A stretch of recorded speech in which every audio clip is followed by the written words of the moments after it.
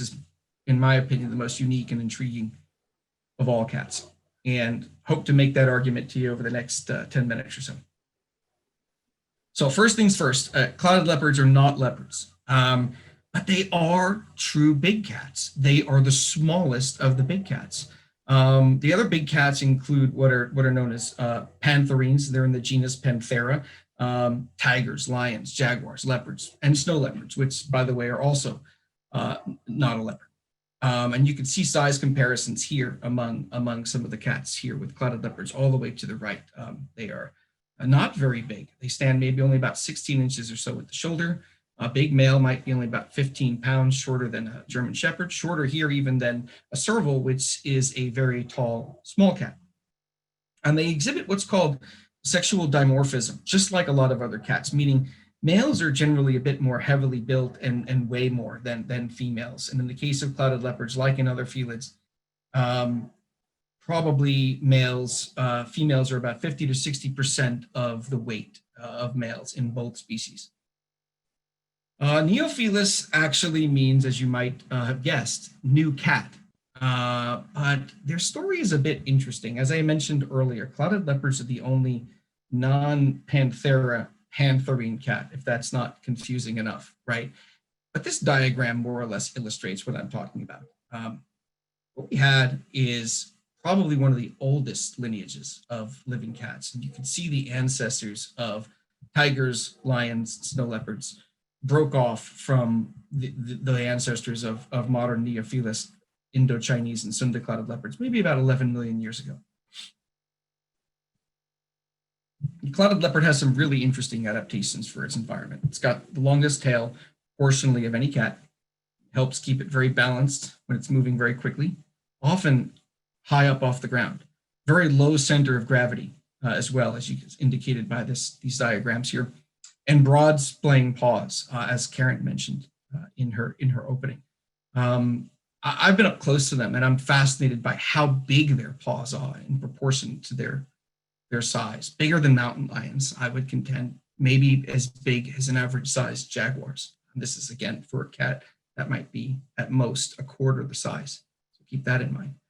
Very aerodynamic build. I think this photo from National Geographic and this diagram here kind of illustrate that. And cheetahs are of course also very aerodynamic, but in a different way. Most of the adaptations of the clouded leopard are built for jumping and leaping and moving around quickly in trees. And so I think clouded leopards are probably the best jumper and or leaper of all cats. But there's one cat that might object to that, and that's America's puma or mountain lion. This one here is showing off in canyon country. And interestingly, the clouded leopard is the smallest big cat in the world. Pumas are actually the largest small cat, and by that I mean their ancestry. They come from two different lineages of felids.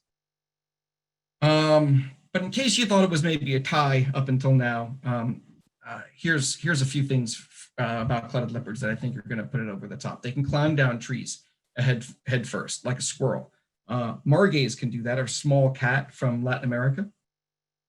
They can walk upside down along thin branches. These photos are courtesy of one of our partners in Thailand. Hanging from their feet, using their tail as an anchor. And I think all of these things make clouded leopards among the most agile cats out there, for sure. They've got canine teeth as long as that of a tiger's, which is 8 to 10 times more massive. And what if a clouded leopard was actually as large as a tiger? I've thought about this a lot. And what's interesting is in the course of evolutionary history, there have been 5 different evolutionary radiations, let's say, or iterations of the saber-tooth. There's not just one saber-tooth from, I guess, the Pleistocene, let's just say. But instead, there were 5 different lineages of saber-tooths that evolved again and again. And the shape and design of clouded leopard canines is consistent with these evolutions, which is really, really interesting, isn't it? The top right there, you can see a clouded leopard skull. The bottom right, of course, is what we think about as a, quote, saber-toothed tiger. Not a true tiger, but a Smilodon. And just as intriguing, one of these skulls here in this frame here. It belongs to a species known as Paramacharitis. It's an extinct early saber-tooth that lived approximately 9 to 15 million years ago. And another one, of course, belongs to a clouded leopard. I'm just going to get you to think about them and look at them. Now, if you recall that 9 to 15 million years, that's right in there around when I was saying clouded leopards broke off from these other cat species, right, in terms of their ancestry and their evolution. And what's really interesting is that the limb anatomy, which is not depicted here, of this extinct early saber-tooth, also suggests it was a proficient climber, and thus it spent a lot of time in the trees. And so I won't keep you waiting anymore. The skull on the top is the clouded leopard. The one on the bottom is Paramacharitis. So food for thought in terms of where the clouded leopard's home really is in the evolutionary tree of cats. Like many species, and as Karen alluded to in her opening, the clouded leopard is under threat, of course, from a variety of different sources, just like lots of species, and some of those threats are the same. One of the threats that you might know being more associated with orangutans is the same for clouded leopards, and that is palm oil. 3 of the top palm oil producers are important clouded leopard range countries. One of those countries, Malaysia, is the only country that actually encompasses both species of clouded leopards. And so palm oil is a problem, and it might not even be that sustainable palm oil is the answer, because there's been some research that suggests that so-called sustainable palm oil isn't necessarily wildlife friendly, and then that begs the question: then what is it sustainable for? Climate change, of course. That's a problem that we've been dealing with, of course, over the last several years. The fires in Australia, the fires in California, and the Pantanal and the Amazon, and of course, they've been burning in Indonesia as well. It's been getting a bit less attention. Many of these areas are getting very dry. They sequester a lot of carbon, and after slash and burn agriculture, these fires tend to go a bit out of control. So one of the ecosystems that is typical of these kinds of habitats for clouded leopards is the peat swamp forest here, this is a picture of. This is this pristine peat swamp forest, which sequesters a lot of carbon, and therefore is very important, I guess, in the fight against climate change. A bit more insidious is the trade in clouded leopard parts and skins. And I didn't mean to shock you really with this slide. This is the only slide really like this, more like in here. But what is problematic for us, since we're focusing more attention on it, is the more of these skins that we're seeing in international trade and trafficking. And so I'm going to talk a little bit more about that later, but that's a major threat. And that's happening across their range: Thailand, Borneo, and some of the clouded leopards, Myanmar and Vietnam. And of course, threats to prey species. That's a common threat for most predators, as go prey populations, so go the predators. We're seeing that in some places, of course, because snaring and poaching is in many cases indiscriminate, catching both clouded leopards and deer and wild pigs and primates alike. This is a really cool collage that I put together for you. I can only take credit really maybe for a couple of these photos, but most of them are not ours. But they do illustrate the diversity of different kinds of pelage patterns, even within the 2 species of clouded leopards. And I wanted to put these up here and show you all of that geographic variation. And so, what do we really know about the clouded leopard? We've got lots of camera trap photos of them from other projects. We don't know anything much really about. There hasn't been a good predator-prey study, for example. We don't know how much time they are arboreal versus the time that they spend on the ground. We know very little about their social behavior. We know some about the impact of other predators, meaning that if there are larger predators present, leopards and tigers, then clouded leopards are more scarce. But we don't really know much about their territories and home ranges, even for some countries, their basic distribution. And so this got us thinking years ago, and we had already, of course, chosen the clouded leopard for our logo at species, and this was a bit of a portending of things to come, that there was a need for a program where the clouded leopard wasn't merely the side data that was collected as scientists and conservationists collected data on other species, but rather a program that focused specifically on them, their scientific questions, promoting awareness, and actually developing and spearheading strategies to mitigate the threats that they face. And that's why we started Project Neophelus. This was about 3.5 years ago on International Biodiversity Day. And so now I'm going to tell you a little bit about what we're doing and give you a pretty broad overview of all the different kinds of projects that we're involved in. But the original goal for Project Neophelus was to have a clouded leopard science and or conservation project in every range country over a 7-year period.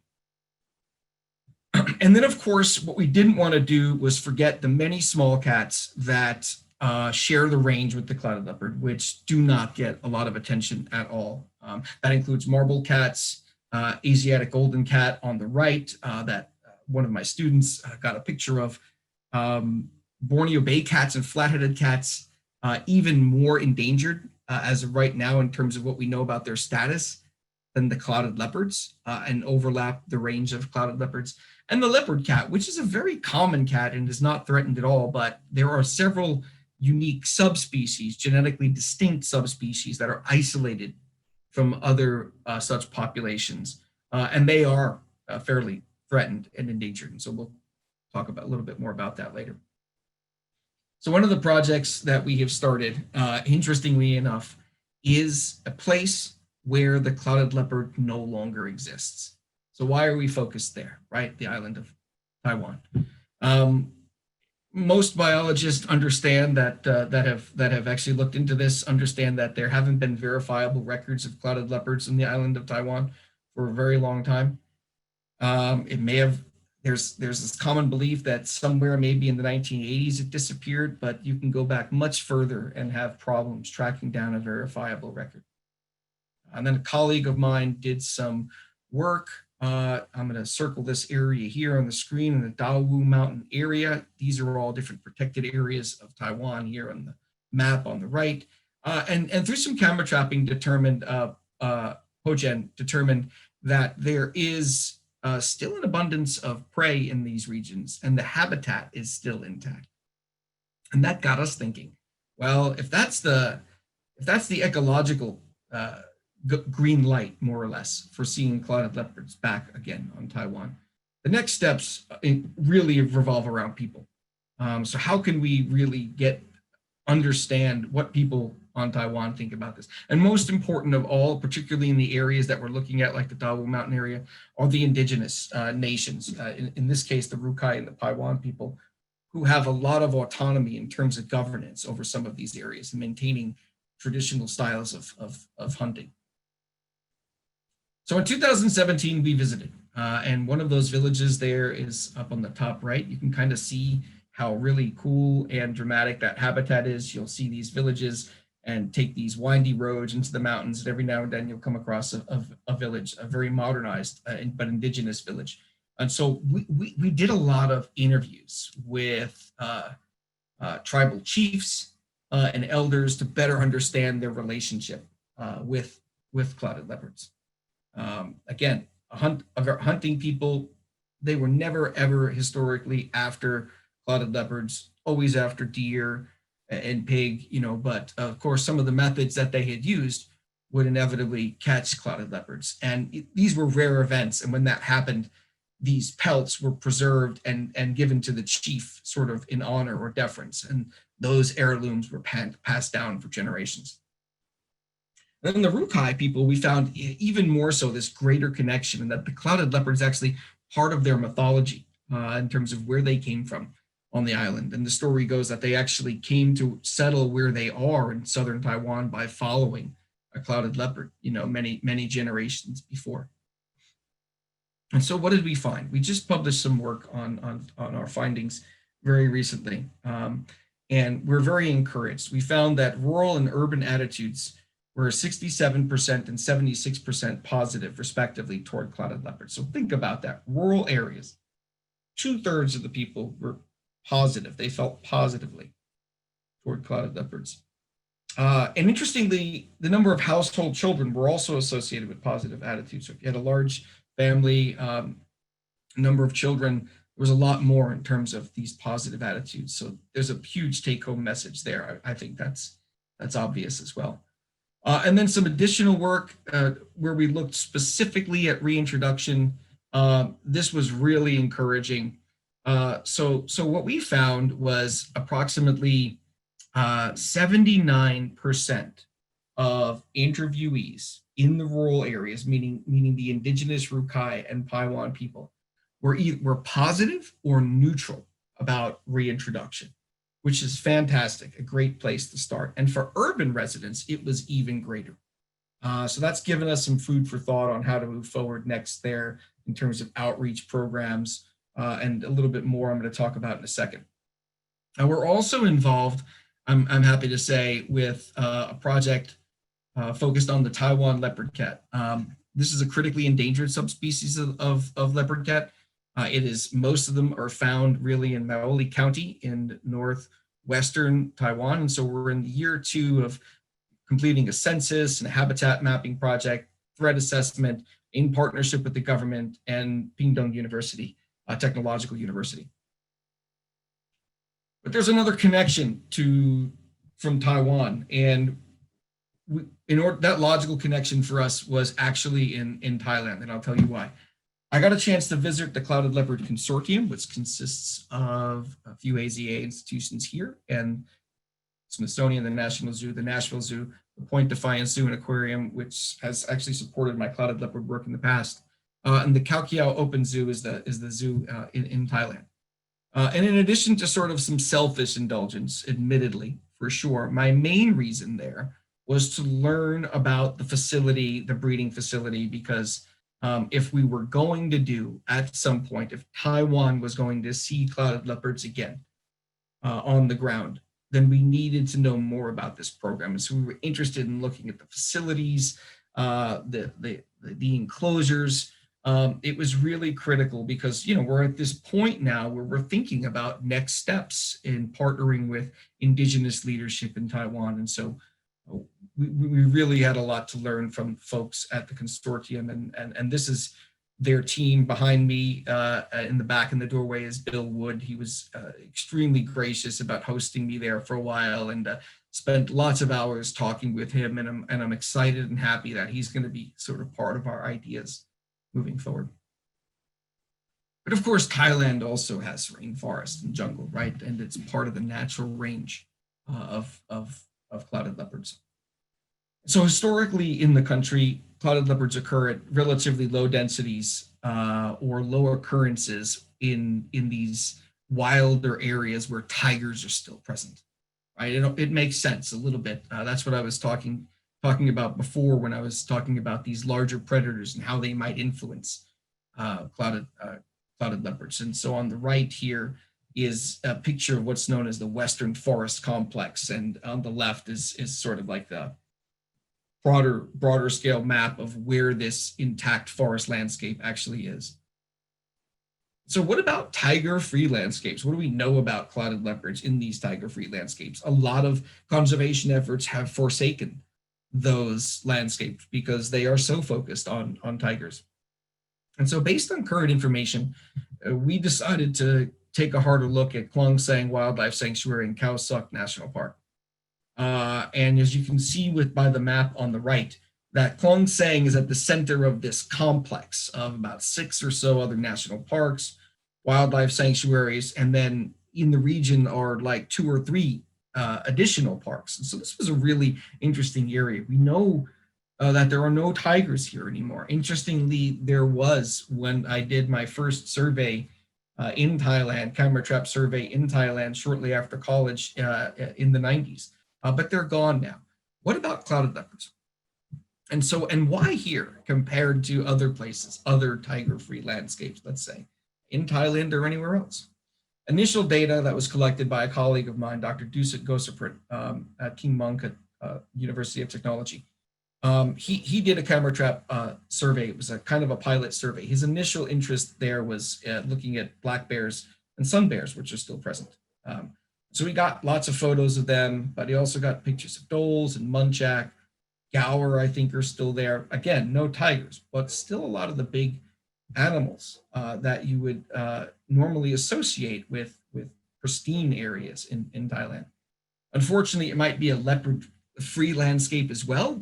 Dusit did not get lots of photos of leopards. I believe there was one picture of a black leopard, And this was very confusing for us. However, we did get lots of pictures of clouded leopards. And based on analysis, this could be a really interesting place to think about a long-term monitoring project, the first of its kind. So we're going to move ahead with that this year. Of course, we had some challenges along with the rest of the world in dealing with COVID.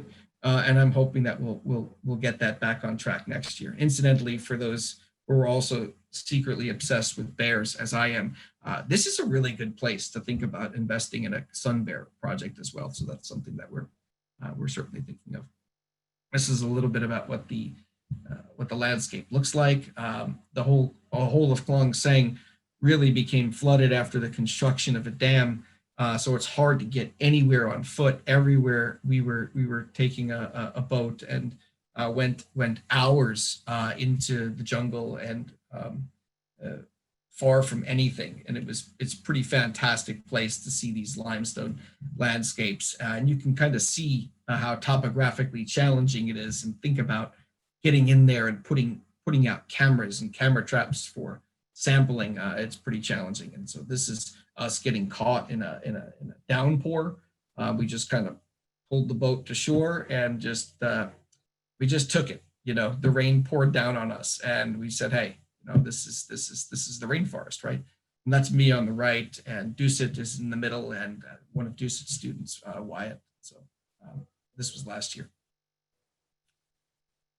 Interestingly, clouded leopards occur in Nepal, and every time I say that to someone, people are like, really? Because we think about Nepal and we think about the Himalayas, we think about snow leopards, we think about tigers, we think about rhinos, especially those in the zoo world, for example. But nobody really thinks about clouded leopards. And for the longest time, I didn't either. And so we don't really know much about where they even are in Nepal. We don't have very little data. We do know Nepal represents the western edge of the clouded leopards range in general. So what we were interested in doing was collecting very basic information on clouded leopards. It's a little bit different than what we were planning to do or what we had been doing anywhere else, looking at factors associated with what makes for good clouded leopard habitat and why have they continued to occur in places where they occur now. And the idea is, if you're looking into a species and the ecology of a species near the edge of its range, you can maybe get more insight into its ecology elsewhere, and also in the development of effective conservation strategies for protecting clouded leopards. And so I'm using WWF's map because everybody's maps are better than mine. And on this map here, you can see those two red stars. This is the landscape called the Terai Arc. It contains Chitwan National Park, Royal Bardia National Park. And so we know, right along the border with India, so we know clouded leopards have inhabited these landscapes, that they're still part of those landscapes. But what about more broadly beyond the border zone? Well, a colleague of mine had been doing some work for a while in some of the lowland forests around Annapurna.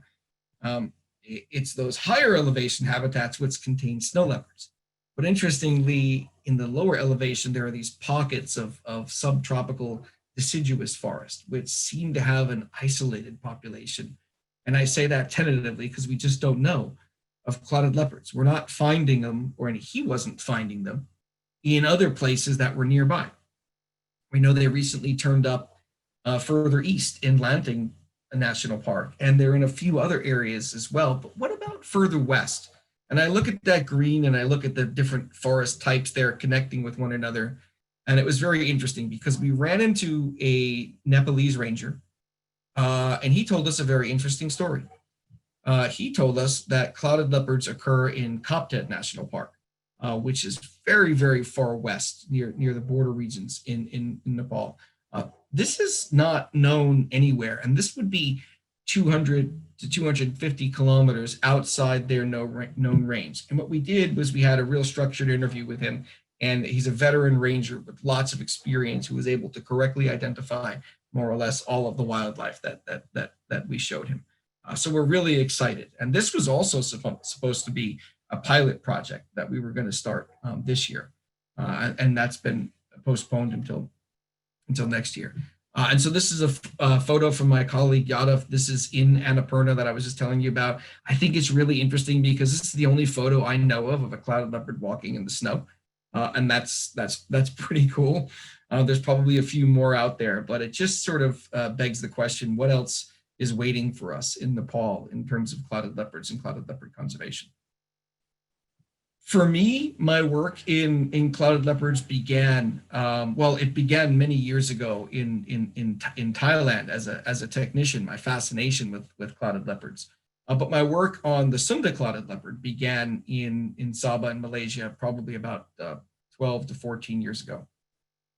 We had done a lot of work. My colleagues and I had published some of the first papers on Sunda clouded leopard ecology on Borneo. So it's very exciting.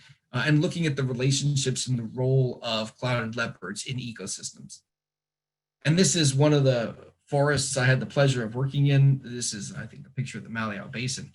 And this forest, I believe, is still like this today. So despite the threats of palm oil, and I have flown over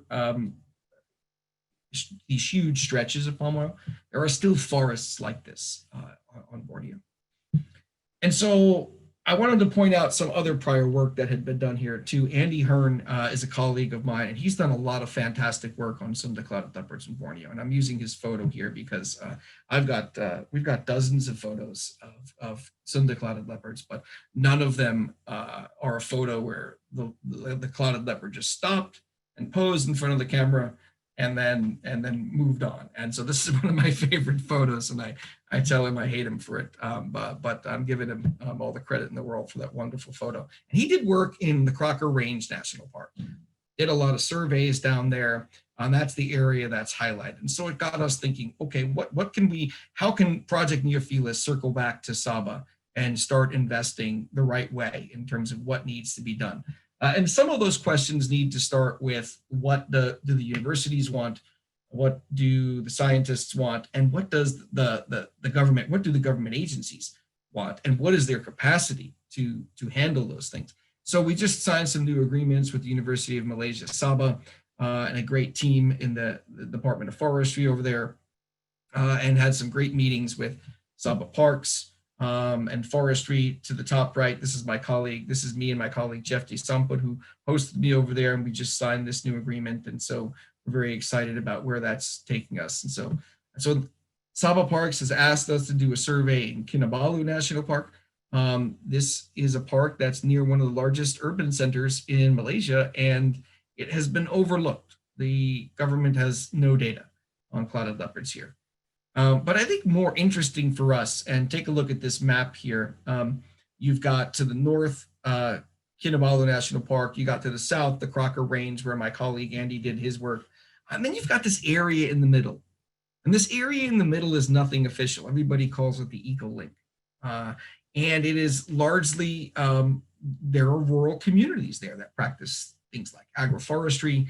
One of the things we're really interested in doing, we figured this out last year, is creating an incentive program around verifying this area as potential connectivity between these parks. We want to be able to say, are these two parks connected in a meaningful way for some of the clouded leopards and sun bears, our other priority carnivore species? And so we're very excited about working with communities to be able to do that in a way that doesn't displace them. And that would happen if that area in the middle, for example, was all of a sudden designated as a protected area or national park. And so it leads to a little bit of creativity, I think, on our part, and innovation, in the sense that we're going to try to reward them in starting their own camera trapping project over there, and being the first to document clouded leopards and sun bears moving from one side, either from Kinabalu to Crocker or Crocker to Kinabalu. And so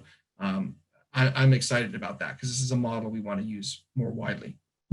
And then we started working with a logging concession, and you must be thinking, a logging concession, why would we work with them? Well, it's really important in areas that are outside strictly protected national parks, be able to work with sustainable use businesses in a way that minimizes its impact on different species. And so we had one of the students that Jeff Day was advising, and that we later then supported.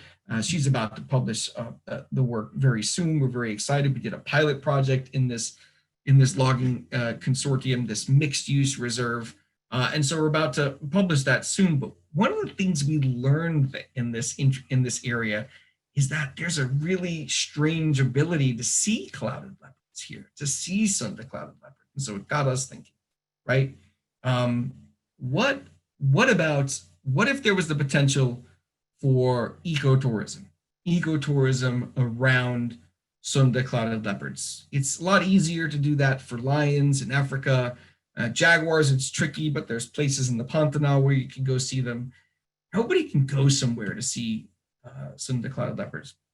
But we want to do it in a way that is sustainable and can create revenue for communities and for even multi-use stakeholders like a logging consortium, to show them that there is a financial benefit to doing things in a sustainable way. And a project that I'm very excited about is happening in Peninsula Malaysia. I got a chance to go there very recently soon. This is a very important tiger landscape and one of the oldest primary rainforests in all of Southeast Asia, called Taman Negara. And so there's a lot of work going on in there now. That is really not what drew us there. What drew us there was what was happening in and around the communities of Marapo outside of the protected area. And the reason is there's a tendency to think of national parks and protected areas and everything rather that's outside of them as lost or gone, if it's been degraded or used in some way, if the forest has been compromised. And that's not necessarily true. At least there's not a lot of evidence to support that's true. And to what degree, at what extent does it stop becoming true? And so we wanted to know, can clouded leopards live in these landscapes? Can they live in a rubber tree plantation? Can they live in a durian orchard or make use of them in meaningful ways? Meaning, can a male or female clouded leopard be resident in these areas? And I'm going to show you what we found. This is very exciting because this is a male clouded leopard who got very excited about the camera, very curious about it. I came up to look. And so the answer is yes. Our partners and I got this individual several times on camera trap, and he doesn't seem to be going anywhere. And so as he walks away, you can see that amazingly long tail, right? Just to kind of illustrate my earlier point. And so we're very excited about this project. We're scaling up, or hoping to be scaling up our investment. This is the group that we're working with. Izarine Mukri is in the front, and I'm going to be working very closely with him. He's going to be joining Species as a fellow. I'm going to talk about that in a little bit. And he runs a grassroots NGO called the Malayan Rainforest Station. And so we're very supportive of them and excited to be working with them. And in Hong Kong, there are no clouded leopards. So what are we doing there? Because what can we be doing there? There's some dramatic forests in and around Hong Kong. You can see how topographically diverse this landscape is. And so what we're doing there this year is because of COVID. We had plans to do something else. And so our partners said to us at Kaduri Farms and Botanical Garden, we're interested in working and building capacity with these young folks that want to do camera trapping and want to be able to do analysis of camera trapping data. So we said, let's do it here. Let's do it in this landscape and let's see what's going on. And so this year I've been advising them remotely on all of this, checking in with them. They've been putting out camera traps. They've been surveying the wildlife in this. It's only several square kilometers, but it's in very rugged terrain. Getting pictures of wild pigs, genets, macaques, porcupines, muntjac. It's really interesting. And of course, they're getting pictures of leopard cats. And leopard cats are not endangered in Hong Kong. In fact, they're common, but we're kind of teaching them the analytical techniques, like how do you tell clouded leopard cats apart to be able to do analysis and estimate, let's say, leopard cat density. And one of the reasons why we're going through all of this is because we've got our eyes set on China and Yunnan. And there's some pilot work going on to suggest that there are some areas we should be looking at for clouded leopards and other small cats. And this is really interesting because for the longest time, there was this idea that maybe China had the largest population of clouded leopards, but now more recently, the consensus is these populations are fragmented and isolated. There's not a lot of evidence to say one way or the other. There hasn't been a lot of structured systematic surveys. So we've identified some areas after some pilot work to invest in next. And beyond the field, beyond what we're doing there and investing there, we've got a number of other programs that relate to or focus on clouded leopards. One is our Cameras for Conservation program. This is a program where we do camera trap sort of drives. What we try to do is engage users of camera traps, particularly hunters in rural areas, to try to solicit their used camera traps and get those folks to donate. And so we make these cameras then available to folks all across Southeast Asia in a way that sort of mirrors the focus of Project Neophilis. So if they're working on clouded leopards, if they're working on marbled cats, then what we try to do is furnish them with camera traps to be able to do their studies. And by engaging hunters in rural areas here in the United States, it sort of makes them feel a part of international conservation. We really like that idea. We're trying to focus more on illegal wildlife trafficking. We've got some interesting folks now that are helping us sort of look on social media and using local servers because we see a lot of animals being sold on social media, and that includes clouded leopards, both live, indicative potentially a pet trade, which is something that we're going to publish on soon.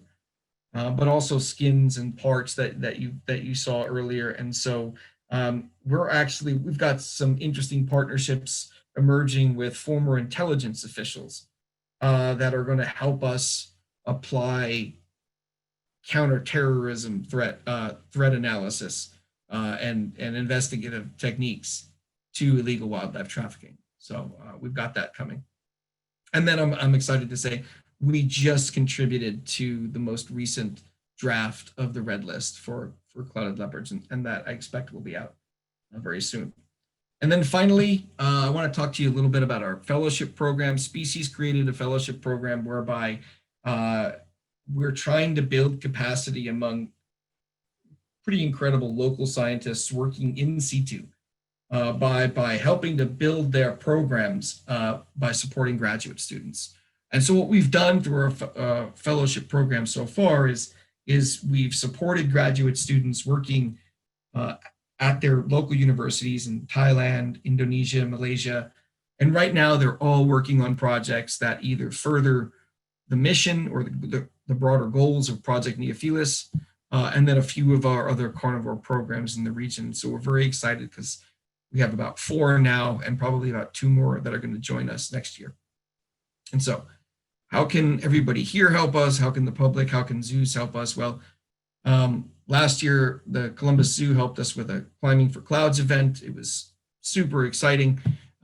We raised a lot of money, and so we're hoping to do that again this year, but the reason that didn't happen, and so we're hoping to get those back on track for next year. Quarters for conservation programs, recycling programs, not just at zoos, but even members of the public are starting to be more helpful with that in their communities and giving us the proceeds, doing those camera trap drives for our Cameras for Conservation program, of course, the longer term strategic partnerships, volunteers, which often can help us with graphic design, website design, educational programming. Those are all things we're really interested in doing more of and being open to getting going.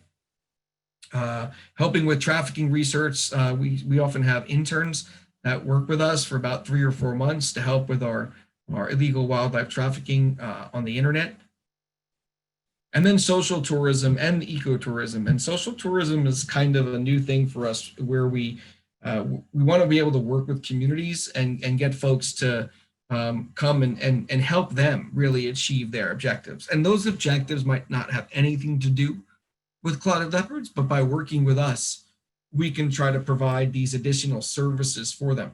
It might be help building something for their orchard, or planting seedlings, or something. And we want to make sure that communities associate that with our efforts to protect clouded leopards. And that's been really interesting, because we share the photos and we show the communities the photos that we get, and they're pretty excited. And then, of course, helping to support our fellows program as well. There's lots of people to thank, lots of maps and graphics and photos. About half of them were ours, about half of them were other. And so many of them are partners, students, former sponsors, etc. So thanks to everyone there. A big thanks, of course, to the Katie Adamson Conservation Fund for hosting this night, Dave and Ray, to Karen for donating our artwork, Ashton Jurger last year, who helped us with our Climbing for Cloudies event at Columbus Zoo. A special thanks to Dr. Chillian Fazio, who is the Clouded Leopard SSP coordinator, who never misses an opportunity to champion our cause and tell others about us, and then our previous supporters as well. And then if you want to know a little bit more about us, you can find us at carnivores.org. Here is my email. This is our social media posting. And I guess with that, we'll take questions. Thank you so much, Anthony. That was wonderful. Loved touring around Asia with all the fantastic work you're doing. It's pretty incredible. We're going to open up Q&A, guys. So if you could go into your question and answer box, we're going to review some of the questions and let you guys pose them to Anthony yourself once we have a few chosen ones. But Anthony, I was really interested in all the stuff. Of course, Nepal is just the country that really captured our hearts early on. And knowing what you're doing there, it's going to be exciting to get some work done. I know An and Ariel and some of our team are on here listening as well that went to Nepal this year. So getting to move into some clouded leopard work in kind of our home range country, so to speak, is going to be really exciting. Yeah, we're certainly looking forward to that. Nepal is just an opportunity where everything that we encounter is something new that we learn. And I think, there's something quite intimidating about that, but there's also something quite liberating about that. I mean, if you're willing to set aside your assumptions, so us playing detective on the landscape in Nepal, trying to figure out where clouded leopards are, why they occur, where they occur. And I'm excited about what we learn and the implications for how we can apply that knowledge to clouded leopards more broadly across their range. Yeah, it's going to be great seeing that clouded leopard photo in the snow. That was awesome. You had told me about it, but I'd never seen that picture. So that's pretty great. And their jumping ability, me and Ray know all about that. We were two of the last people that got to visit our young Cloudies at the zoo here in Denver, and they were pouncing off the branches and landing on us, and the keepers were mortified, and I think that was the end of our meet and greets. We were kind of the guinea pigs, and then it realized that they were a little bit too athletic to let people go in and visit with them anymore. Yeah, they can be quite overwhelming.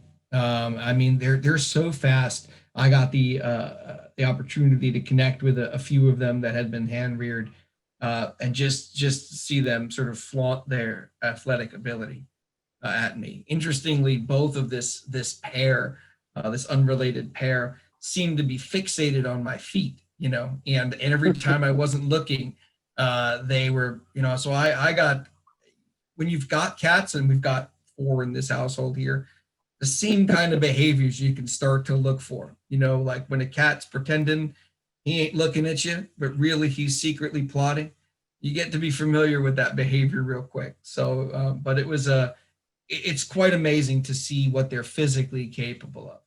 up close. It really is. That picture of you with the cloudy, Ray looked over at me and he was just like, "See, we should have got that Maine Coon." So he loves. He's been wanting to get a Maine Coon, a Maine Coon cat, and so that photo of you with that big cat at your feet made him uber jealous.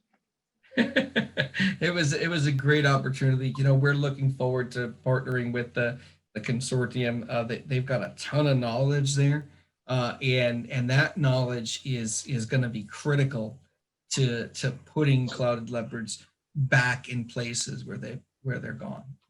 So We don't have guys. If you have any questions, please y'all can join us instead of just listening to me and Anthony converse. But Anthony, how's the zoo population of clouded leopards? How are they breeding in zoos in North America and around the world?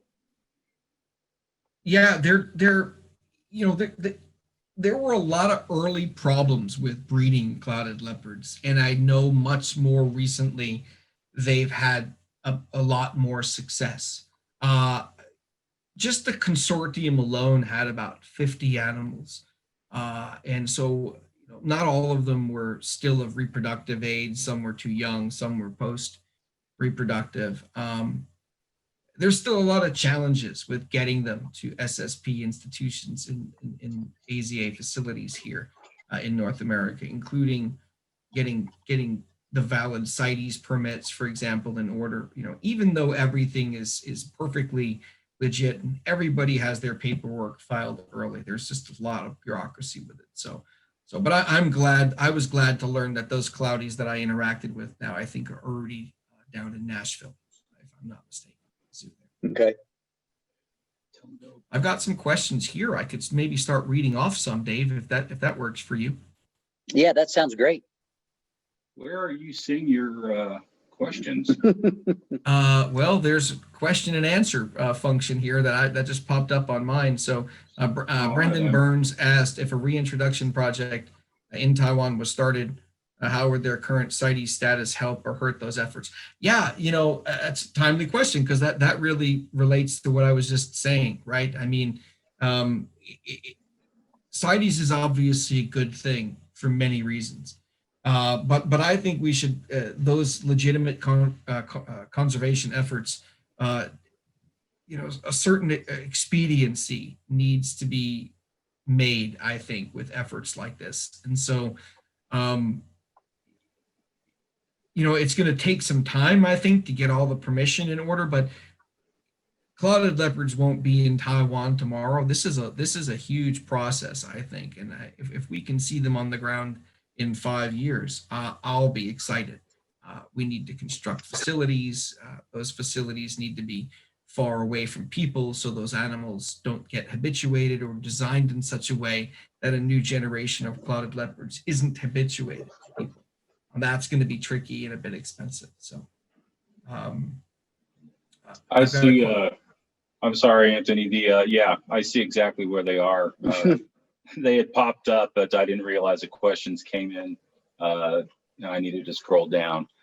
Yeah, I'm just going to scroll down. If you want to keep going, Anthony, pick the ones. Pick a few that you'd like to answer. Yeah, and Nanette asked us, I wonder if they are driven to isolated patches. There may be reasons why they don't inhabit what may have been their traditional range. Yeah, well, it's what's interesting, Nanette, I think about that is,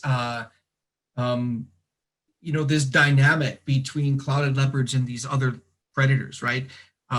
These truly wild places that are big enough to make room for all the wild things that should be there aren't necessarily always a good fit for clouded leopards. I mean, if you're a clouded leopard and you have to live with tigers and leopards and dholes and sun bears, it's got to be exhausting, trying to stay away from them all. But, fortunately, you've got certain kinds of adaptations that they don't have and are pretty nimble in the trees.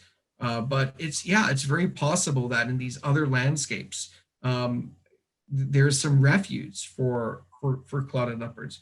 We need to understand that a bit more, and I think I think that's something we're interested in looking at a bit more. Julia asked, do you have any sense about the ability to see in the dark? Yeah, for sure. Clouded leopards are nocturnal. Apologies if I didn't mention that. And they can navigate trees and jumps. I mean, if you look at their face too, they've also got these very forward-facing eyes. I mean, all cats do, right? But some have eyes even closer together. This really helps with depth perception when you're moving quickly in sort of unsteady terrain. So yes, nocturnal, they can do it all in the dark. There's stories of them hunting proboscis monkeys in the trees. Um, so, so very good at nocturnal hunters. Julia asked, are they obligate carnivores? Yes, absolutely. Just like all cats, clouded leopards are obligate carnivores. We don't have a lot of good uh, data on their actual prey species. So what we do is we guess, and we have a lot of confirmed anecdotal accounts of them killing primates or muntjac deer. And so they take prey a lot larger than them. And that's what makes them so interesting. And that might relate also to those elongated canines and the adaptations for them to be able to kill quickly in places that are unsteady, where the footing isn't necessarily great, like high up in the branches. So I see Ashton's here. Hi, Ashton. I have to give a shout out to Ashton. She was so instrumental in our support from the Columbus AZAC chapter. Glad she was able to attend. So that, Pam, that was your question on primary food source in the wild. We just don't know. It's tough to do predator prey analyses in the environments where that clouded leopards inhabit. A lot of the times because some of that is done by collecting scats, for example, right? Scats preserve well and for anyone who doesn't know what a scat is, we're talking about poop, right? We're talking about fecal material. And that preserves better in drier habitats, right? Where we might be able to collect it. But fecal material breaks down very quickly in rainforest and humid environments. And that's just a testament to this very diverse recycling community of detritivores, for example, on the forest floor, and insects and microbes. And so it's hard to collect clouded leopard scats. You see here, if I can find any other questions. Alex was asking about Manas National Park. Yeah, good question. And the clouded leopard in India. It's very true. And I could have gone on, Alex, and talked about some of the other things that we're planning. We've got some interesting things actually planned with Dave's group and the Katie Adamson Conservation Fund. They just supported a really cool project that we're about to get started in Vietnam. And that is one of their range countries. And India is too. And Assam actually is a pretty good place to focus on clouded leopards. And we got invited to help develop a capacity building program working with park rangers in protected areas in northeastern India. And we've picked the clouded leopard as a focal species. So we'll be doing a lot of teaching and capacity building. We're also going to get a lot of information on clouded leopards in this important landscape. So thanks for mentioning. And Pam asked, what is our greatest need today? Wow. That's a tough one. It really depends, I think, on where it is we're working, because each of those places has a particular need. You know, we want to grow our species fellow program and have many of those fellows aligned with the goals and objectives of Project Neophilus. The idea that we can support scientists in country and create opportunities for them to recruit their own graduate students, and then have those graduate students more or less pursue our mission while we invest in building their capacity. It's a great system, and I think I'd like to see more fellows next year.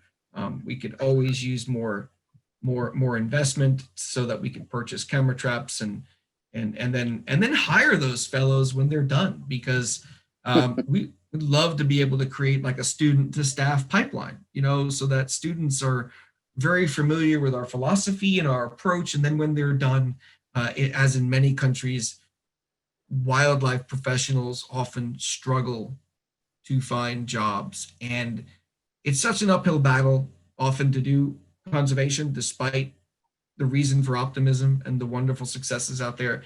Imagine trying to do it in a country where we're lacking that privilege the way we have it here to some extent. So I'm very committed to these folks, men and women who want to become wildlife conservationists in other countries.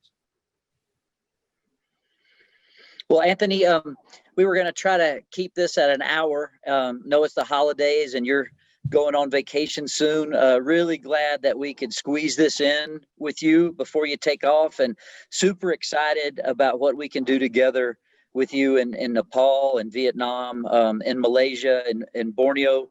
There's several really great points of contact there between you and our organization. And so, guys, thank you for coming on. And I think we're going to sign off now. Everybody have wonderful, safe holidays. And maybe soon we can get Anthony out here to see us live, and we'll all get to watch him give us a presentation in person. Would love to do that. Thanks for hosting me, Dave and Ray. Really appreciate it. It's a pleasure to give this talk for all of you that attended, and happy holidays to all of you. Thanks, Anthony. All right. Good night, everybody. Take care. Bye-bye.